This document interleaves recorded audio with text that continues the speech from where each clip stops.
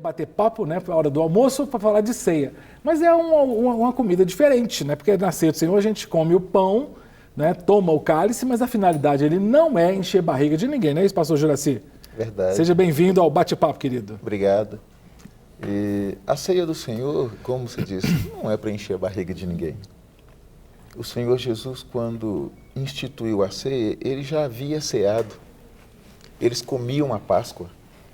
E quando eles terminaram de comer a Páscoa, ali naquele momento mesmo, ele tomou um pão, mais um pedaço de pão. Uhum. Partiu e deu aos discípulos e estabeleceu uma nova prática, não é? Então, a partir daquele momento, ele falou, é o meu corpo, eu agora sou esse Cordeiro Pascal. Então, tem uma relação, você está mencionando aí, com aquela Páscoa lá do Antigo Testamento, a ceia do Senhor.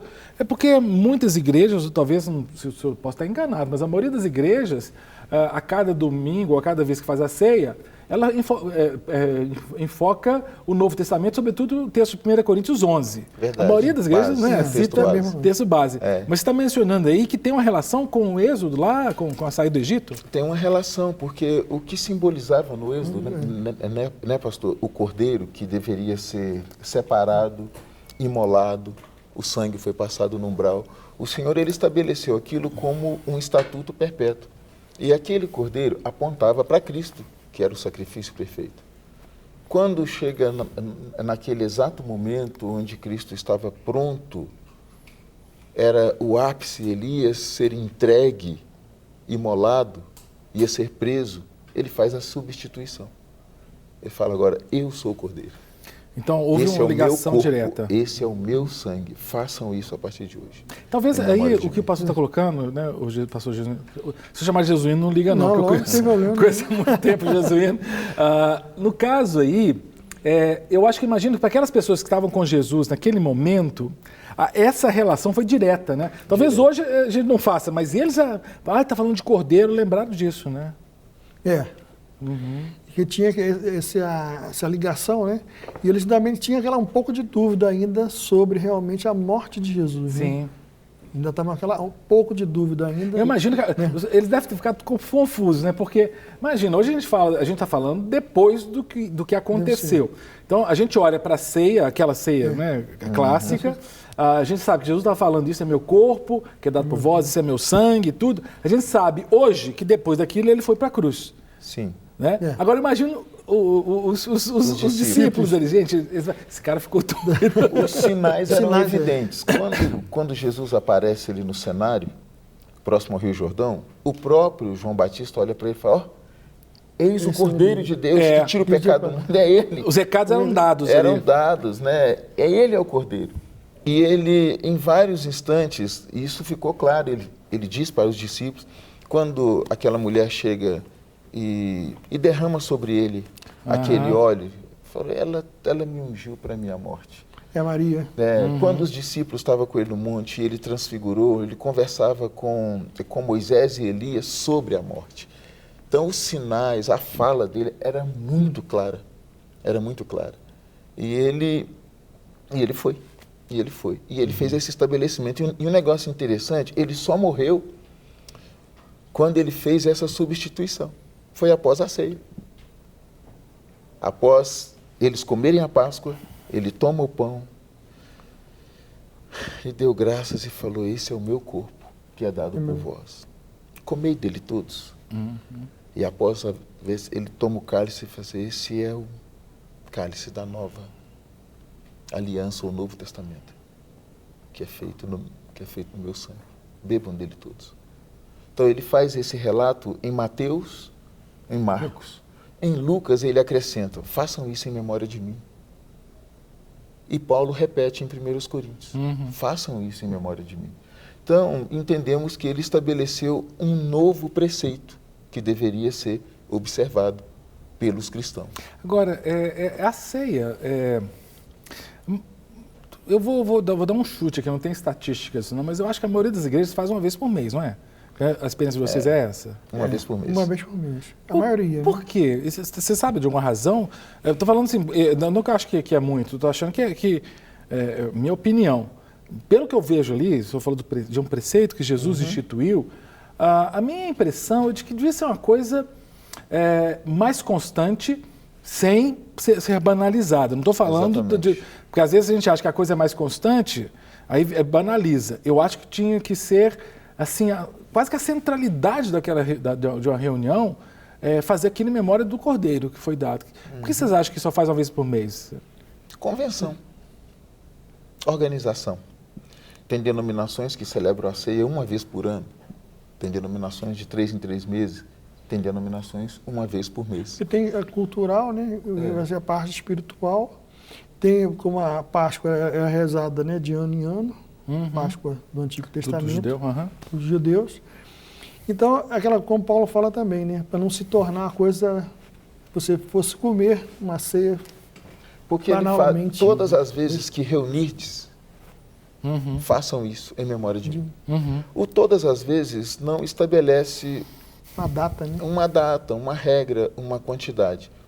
Eu acredito, seria o ideal que a celebrássemos em cada reunião.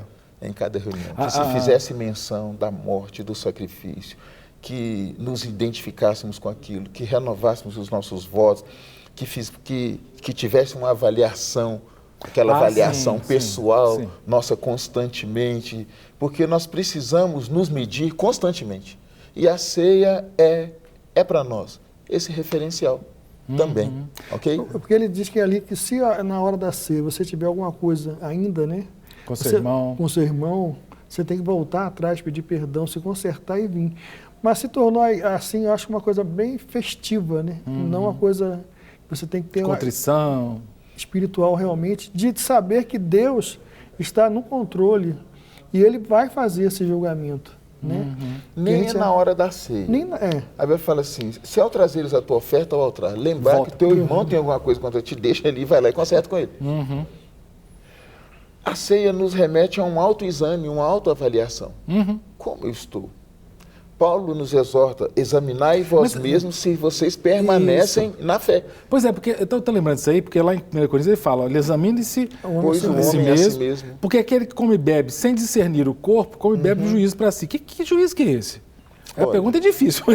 A pergunta é difícil. Discernir o corpo, examine-se, pois, o homem a si mesmo. Um autoexame. O discernir o corpo, entender aquele motivo, aquele preceito, aquela comunidade. Porque, na verdade, nós mandamos uma mensagem. Eu estou em comunhão com o meu Deus, com o meu Senhor. Quando eu seguro o cálice, quando eu seguro o pão. Quando eu participo disso, eu estou em comunhão. Eu entendo isso. Eu valorizo esse sacrifício. Esse corpo, nós somos um só pão, um só corpo, nós somos um só povo, uma só família, um só Pai. E se eu não estou em comunhão com meus irmãos, eu estou mentindo. Está pecando. Não é? Eu estou pecando. Eu estou falando uma coisa com o ato e negando com os meus atos. Perfeito. Né, você tem que saber também que o Espírito Santo de Deus está em nossas vidas. Então você não está mentindo para outra qualquer pessoa, você está mentindo para si próprio. Porque o Espírito Santo de Deus está na sua vida. E mentir para o Espírito Santo, eu lembro de Anaís Safira, não é boa não. Não consegue. Mas a misericórdia de Deus é infinita, realmente infinita. Né? Mas tudo tem o seu dia, tudo tem a sua hora. Perfeito. Então, nessa hora que você está realizando a Santa Ceia, você está conversando diretamente com Deus. É Deus Pai, Deus Filho e Deus Espírito Santo. Perfeito.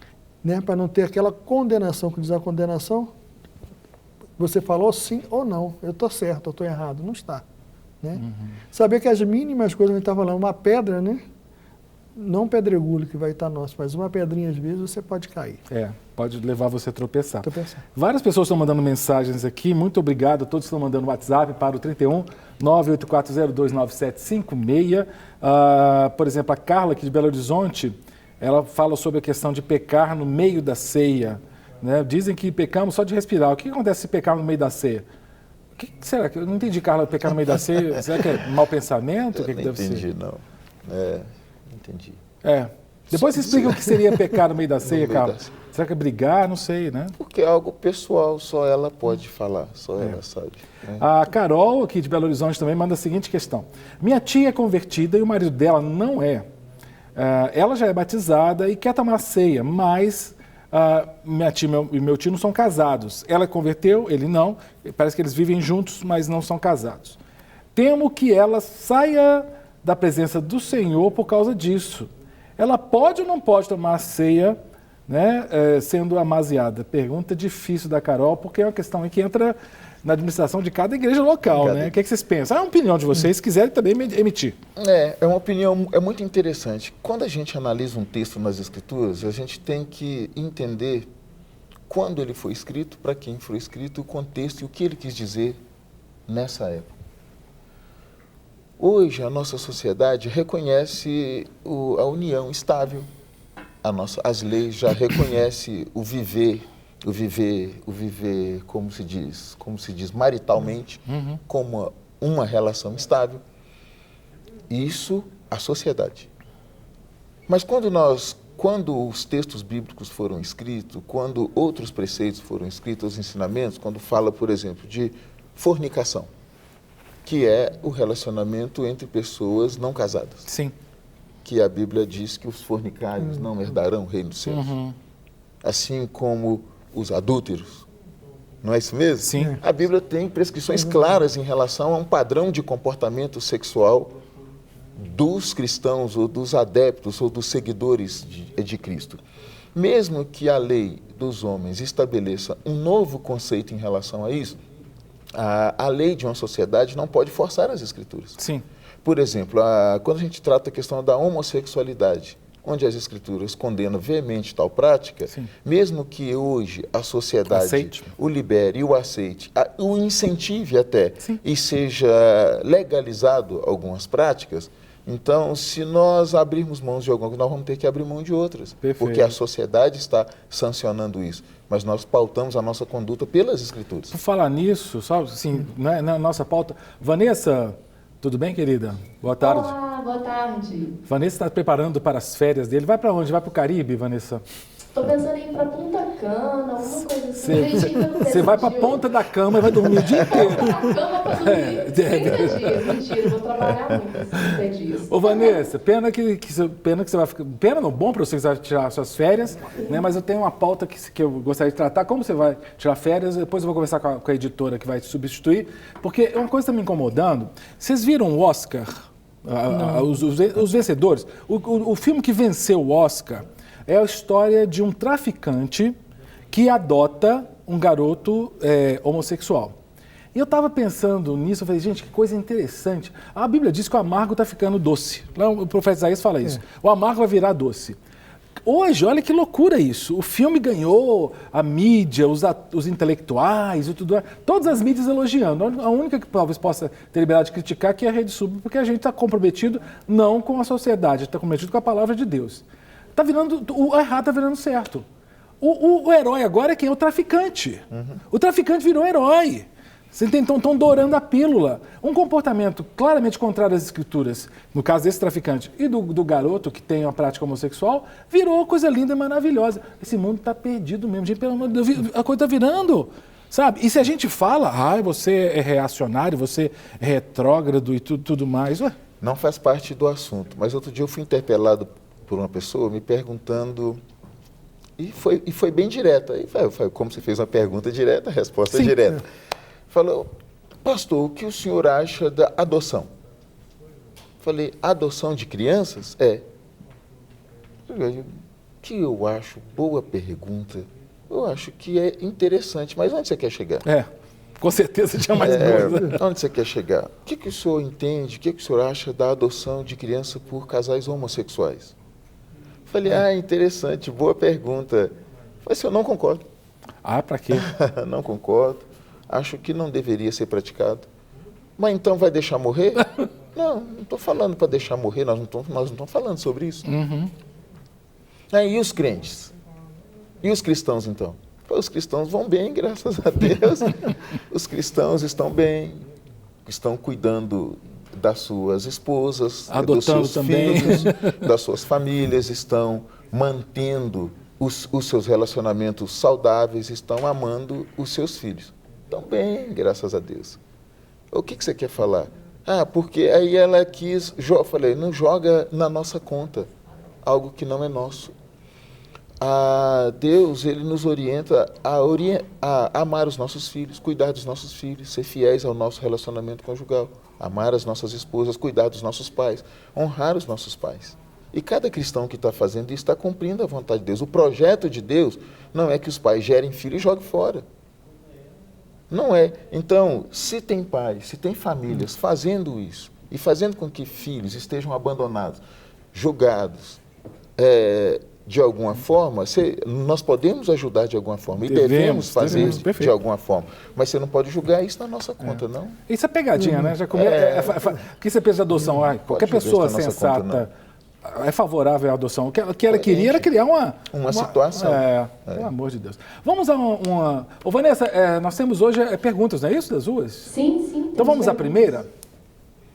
Stephanie, Belo Horizonte. Gostaria de saber se alguém em pecado pode participar da ceia. É essa pergunta que não quer calar.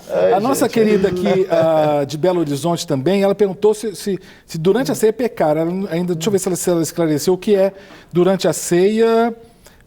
Não esclareceu ainda o que é durante a ceia. Mas eu estou em pecado, a pessoa está em pecado. Tá dando cheque sem fundo, está em adultério, está roubando. Não estou falando que está roubando durante o ato, mas ela roubou recentemente. Tem algum problema isso?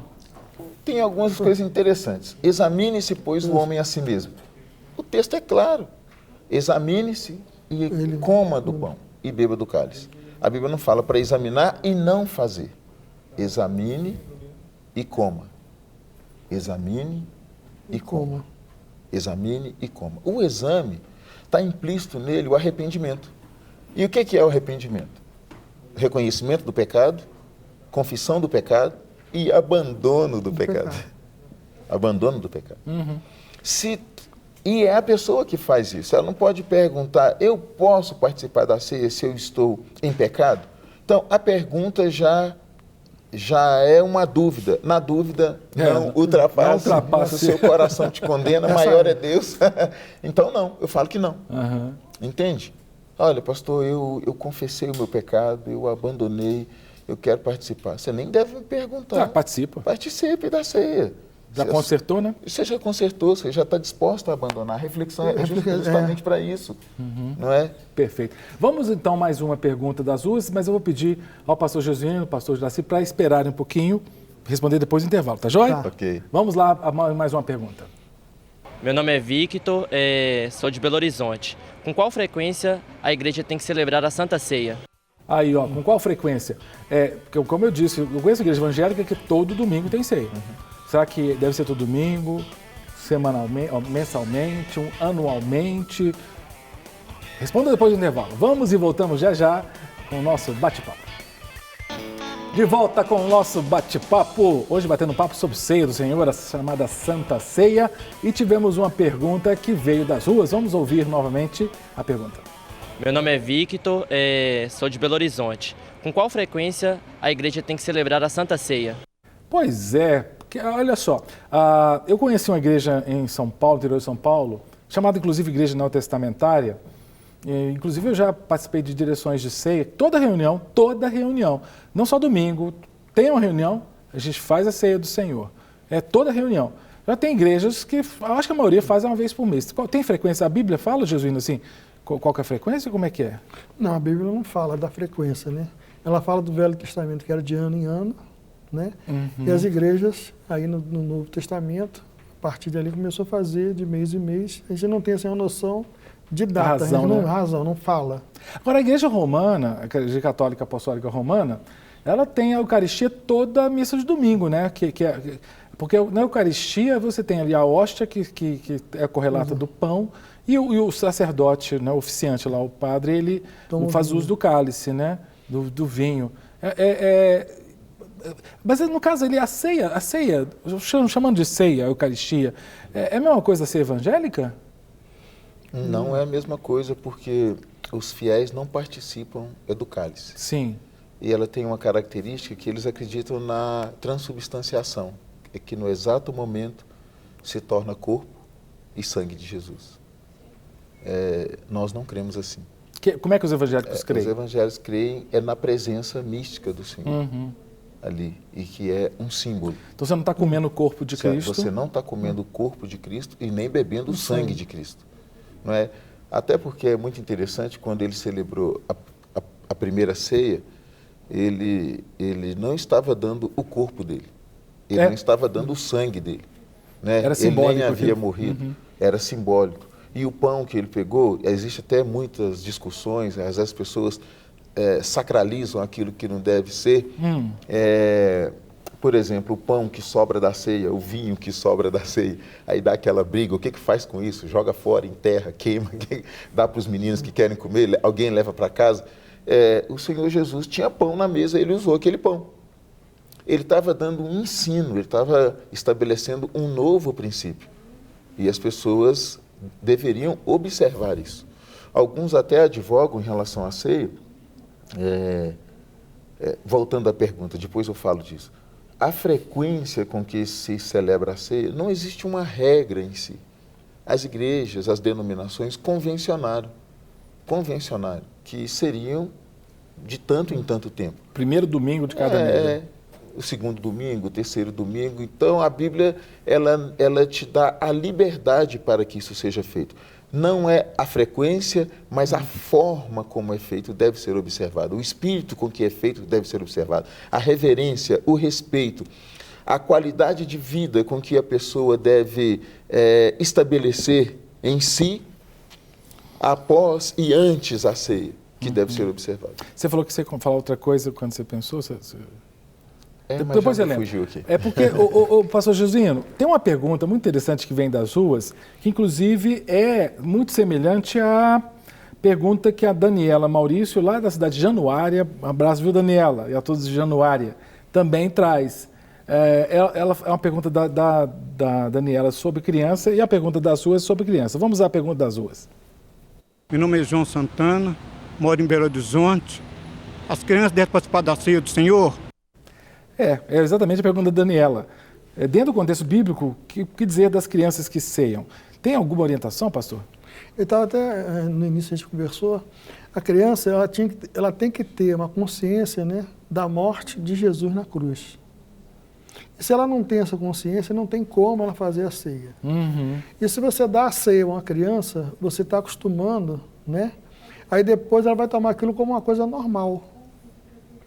Não vai com a devida seriedade. Seriedade, saber que ela está tomando a ceia realmente pelo corpo e pelo sangue de Jesus, por ter pago o alto preço do seu pecado.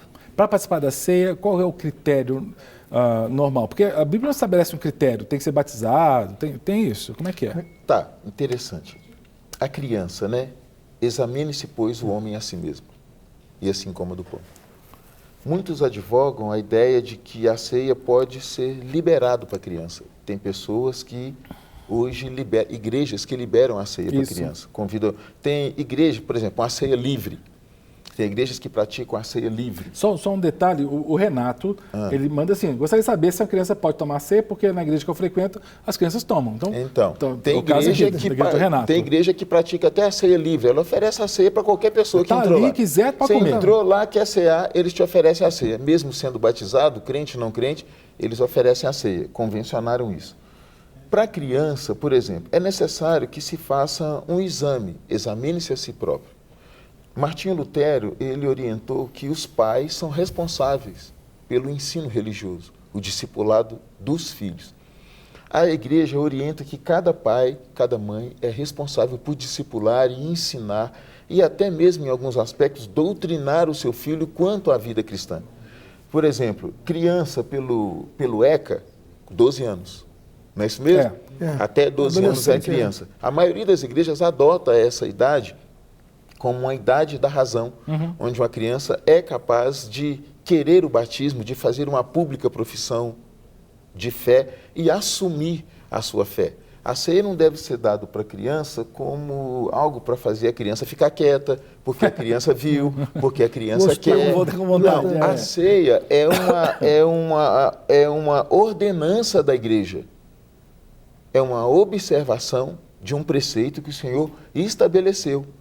Se um pai discipula, doutrina, ensina essa criança a reverência, o respeito dessa ceia, o que ela está fazendo, o pai vai se responsabilizar e a criança também.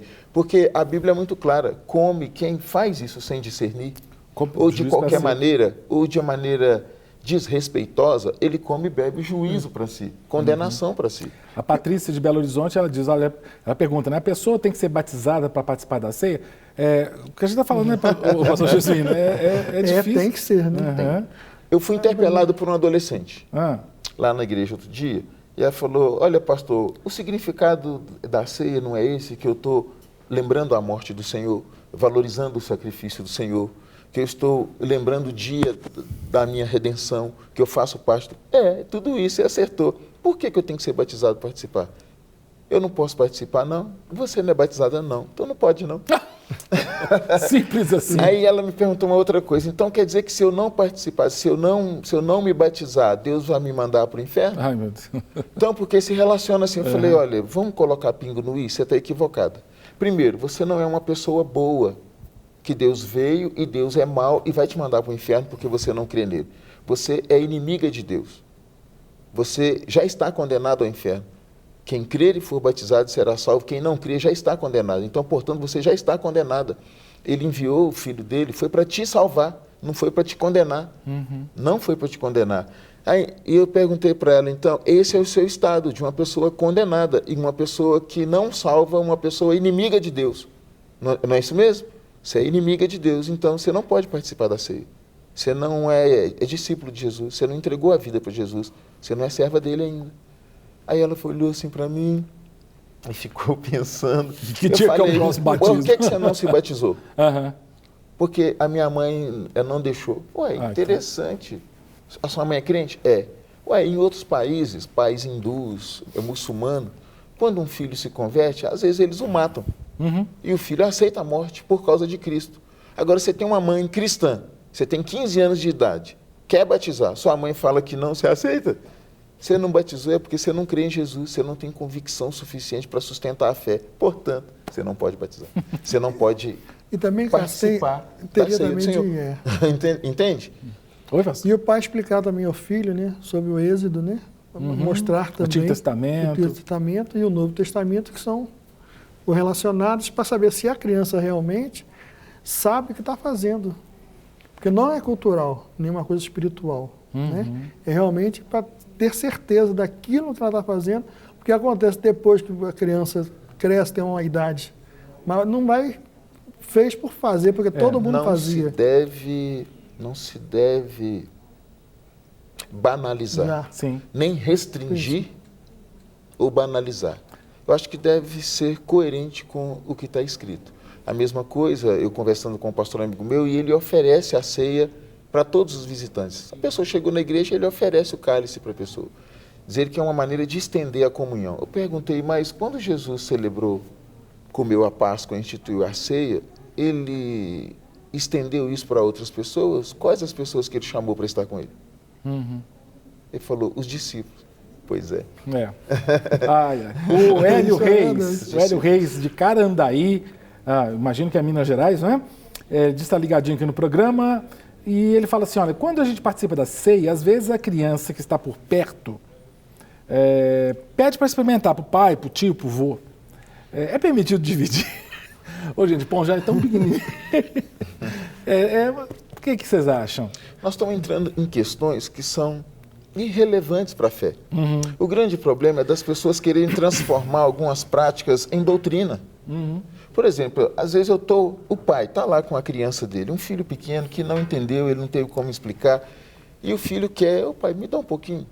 Talvez ele pegue ali, só prova, tá, meu filho? Chega em casa, a gente conversa. Mas o grande problema é que as pessoas querem transformar isso em doutrina, ou então tirar a doutrina. Olha, eu fiz ali, não causei escândalo a ninguém, não falei nada com ninguém, meu filho entendeu, cheguei em casa, meu filho, eu fiz aquilo. Sabe por que você pediu ali? Mas eu quero te explicar o que é a ceia do Senhor. Quando você tiver condições, você vai... Quando você tiver condição, você vai aprender, eu vou te ensinar, eu vou te discipular, eu vou te conduzir ao batismo, meu filho. E você vai participar da ceia do Senhor, você vai ser um membro ativo do corpo de Cristo. Cada pai, cada mãe. Então, essas questões são colocadas, julgadas no ar, julgadas para os pastores, como se eu posso dar para o meu filho aqui. Não, ensina o seu filho a ficar quieto, a ter reverência na igreja, mostra para ele que isso vai chegar um dado momento que ele vai poder participar. Isso é sério. E por isso que é bom que a criança esteja na hora da ceia também. Porque às vezes tira a criança para a salinha na hora da ceia, né? Sem ela poder participar no sentido de visualizar, até no dia dela, ó, vai chegar a sua hora que você vai participar, né? Compete aos pais ensinar coerentemente. Se o pai gasta um tempo ensinando os seus filhos, dificilmente o filho vai chegar lá e achar que aquilo é lanche. Perfeito. Porque, na verdade, a ceia, quando Paulo falou, vocês estão comendo, é a ceia de vocês, não a ceia do Senhor. É isso que vocês estão celebrando. Eles comiam junto. Era um almoço, um jantar, eu sei lá o que era aquilo. Cada um ele levava o seu. Quando Paulo combate aquilo ali, é porque havia divisão entre eles. Alguns comiam para morrer, enchiam a cara, ficavam bêbados. Outros passavam fome. Sim. Então havia facções, divisões. E Paulo depois ele fala, é importante que haja partidos entre vós, para que os escolhidos sejam manifestos. Os saudáveis, os eleitos se manifestem. Então era saudável, mas do jeito que ele estava fazendo, não. O pastor Juraci, o Flávio está dizendo assim, olha, estou feliz de ver o pastor Juraci na Rede Super, né? E a posição do Flávio é o seguinte, a ceia poderia ser todos os dias, basta o pensamento de cada denominação. Não é isso? Tem uma pergunta muito interessante sobre os elementos da ceia, o pão e o cálice. Vamos a ela que vem das ruas, olha que interessante a pergunta. Meu nome é Paula, eu sou de Belo Horizonte e a minha pergunta é se os elementos da Santa Ceia têm que ser suco de uva e pão ou podem ser usados outros elementos tipo água? Eu já ouvi experiências de missionários em países onde não tem pão, por exemplo, tem outro tipo de coisa. Às vezes missionário, até em tribos brasileiras aqui, que só tinha mandioca. Né? Aí pegou mandioca e fez um suco de uva, de outra fruta. Tá valendo? O que você acha, pastor? Eu já ouvi casos de pessoas que celebraram ceia com açaí e jaca. Gente, o suco de açaí, espremeu açaí? E jaca. Olha, nós temos referência pão e vinho. Nem é suco de uva, como a gente fala hoje. É vinho. É pão e vinho. Não vou entrar naquela discussão. É outra questão. Né? Se é vinho mesmo, então, teor alcoólico. Nós celebramos com esses elementos. Nós temos acesso a esses elementos. Uns poucos sujeitos está lá num lugar inóspito, tem uma comunidade de crentes lá, foi um missionário enviado para lá, tem uma comunidade de cristãos, não existe uva nesse lugar, não existe pão nesse lugar. A gente vai deixar de celebrar a ceia? Ele acha um elemento parecido lá, alguma coisa, contextualiza. Ele não pode vir para um local... Por exemplo, voltou para a igreja dele, para a comunidade dele, onde se celebra com pão e vinho, e falar, não, está tudo errado. Pode ser com mandioca, pode ser com suco, com caldo de cana. Não, gente, aqui se pratica com... Mas é interessante, não é? Eu não sei se já passaram por essa experiência, às vezes a igreja é muito pequenininha, dia da ceia, aí esqueceram de comprar o pão. Aí, pega biscoito... creme cracker, bolacha creme cracker, e pega um tangue de uva lá e eu fiz propaganda para a empresa do tangue aqui. Isso não tem problema, tem? Gente, tudo é uma a gente não deve sacralizar o elemento. Uhum. A mesma coisa a água. Daqui a pouco eu considero o copo sagrado, aí só pode tomar nesse copo. Sabe, assim, é o significado da ceia. É o próprio Senhor se entregando por nós. É isso que as pessoas devem entender. Eu acredito o seguinte, eu tenho pão e vinho. Gente, celebro com pão e vinho. Eu não tenho pão e vinho, mas quero celebrar. Gente, eu vou celebrar com aquilo que está à minha disposição. E tem até algo interessante, é o ensino das Escrituras que deve ser correto. O apóstolo Paulo falou, olha, se comer carne... causa escandalismo, irmão. Não come não, gente. Evita esse negócio, não é?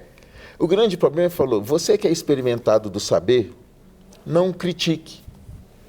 O que não tem saber, não julgue. O grande problema é que as pessoas que têm pouco saber julgam. E os que têm muito saber... desprezam. Eles desprezam. Paulo falou que nós devemos amar as pessoas e não fazer nada que promova escândalo para a igreja do Senhor e nem para ninguém. Quem não despreza aqui, a gente não despreza, sobretudo as participações chegando aqui pelo nosso WhatsApp, 984029756, por exemplo, da linda cidade de Marília. Estudei aí em Marília, viu, Douglas, viu, Aline, estudei na Unesp, muito legal a cidade linda, cidade gostosa, cidade de Marília. E ela pede para mandar um abraço para eles. Então, estou mandando aqui, queridos Douglas e Aline, que Deus os abençoe ricamente. E diz que estão sempre ligadinhos aqui na Rede Super. Um beijão para vocês. Também de Marília vamos para Gandu, na Bahia, né? E o Edivan pergunta, né? É um outro tema. Depois a gente discute sobre isso, tá, Edivan? A gente vai anotar isso aqui. Se uma criança de 11 anos pode ser batizada. Depois a gente discute, porque aí vamos ter várias posições com relação ao batismo infantil, se uma criança de 11 anos pode ou não ter consciência, né, da sua salvação, né? Bom, continuando aqui, a Maria Augusta de Contagem fala assim, olha, a pessoa que está frequentando a igreja não está em pecado, mas não se batizou, ainda pode tomar ceia? É uma questão que a gente já tratou aqui, né? De Santa Catarina, da cidade de Orleans, o Edio Antônio diz que está assistindo a gente aqui. Obrigado, viu, Edio? Dá tempo ainda de ouvirmos mais uma pergunta que vem das ruas. Vamos lá? Bruna Romeira Xavier, Belo Horizonte. Se alguém está impossibilitado de tomar a ceia na igreja, é correto levar essa ceia para a pessoa tomar em casa? Tem esse relato, né? Porque hoje em dia, né, nós temos quase que uma ceia delivery, né? Assim, a pessoa está em casa e o pastor vai. Eu confesso, como se eu estivesse confessando um pecado, né? Mas eu já várias vezes eu oficiei a ceia a pessoas enfermas, pessoas que estavam convalescendo, não puderam se deslocar até a sede da igreja local. A gente ia com algum grupo de líderes e tudo, alguns irmãos e irmãs, e levei a ceia. Não via problema, não. Vocês veem problema? Não, porque até no corpo diaconal da nossa igreja ele leva, né? Pega-se, os diáconos vão levar, até no hospital mesmo, a pessoa está inválida, está com problemas, a gente acha que não tem nada demais. Né? Você vê problema, pastor? A ceia do Senhor, ela é, a primeira coisa, a comunhão do corpo de Cristo consigo mesmo, né? A comunhão dos santos, a Assembleia dos Santos reunidas ali para celebrar todas as vezes que vocês comerem em memória de mim. Então, subentende uma reunião dos santos para aquele fim. Não é para jantar, comer um churrasco, comer uma pizza. É uma reunião para aquele fim, com aquele propósito de celebrar, de lembrar, de honrar o Senhor. Então, é a comunhão nossa, por isso que a gente tem que examinar, estarmos em comunhão uns com os outros. 2, é uma comunhão direta com o Senhor. Direta com o Senhor. Uma pessoa impossibilitada de fazer isso, ela com certeza pode receber sim por um representante enviado pela igreja. Se Maomé não vai delegado, a montanha vai a Maomé. Deve se fazer, faz parte até do cuidado, estender a comunhão àquele irmão enfermo. Agora, uma coisa que eu acho estranha é que uma pessoa falou, qualquer pessoa pode ministrar a ceia. Não, que Paulo foi nas cidades e colocou uns para ministrar. Não, eles foram delegados, estavam debaixo de autoridade. Paulo era um apóstolo.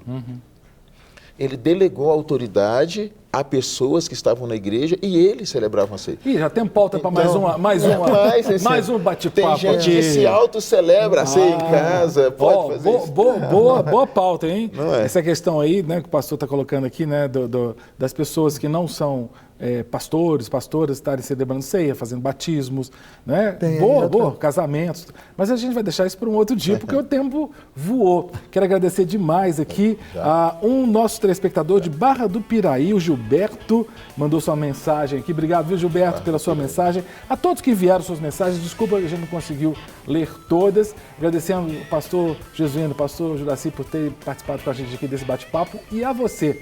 Hoje, por incrível que pareça, já é final de semana, sexta-feira. Amanhã, sábado e domingo a gente não tem bate-papo, mas segunda, 12h15, estamos de volta aqui. Eu espero você, que Deus te abençoe e te guarde e tenha um ótimo final de semana.